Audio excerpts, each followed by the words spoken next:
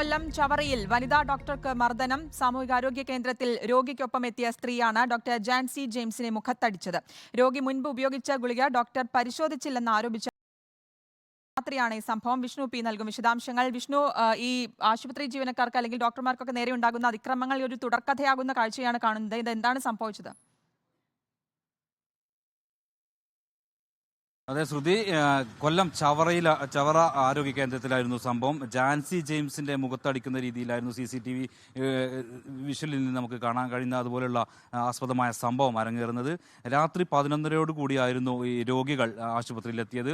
ഒപ്പമുണ്ടായിരുന്ന സ്ത്രീയായിരുന്നു ജാൻസി ഡോക്ടറെ മുഖത്തടിക്കുന്നതായിട്ട് ഡോക്ടർ നമ്മോട് സംസാരിച്ചത്. വൈറസ് സംബന്ധമായ രോഗമായിട്ടായിരുന്നു ഈ രോഗികൾ എത്തിയത്. അതുപോലെ തന്നെ ഈ സാഹചര്യത്തിൽ ഒപ്പം കൂടെ ഉണ്ടായിരുന്ന രോഗിക്ക് അലർജിപരമായിട്ടുള്ള പ്രശ്നങ്ങളുണ്ടായിരുന്നു.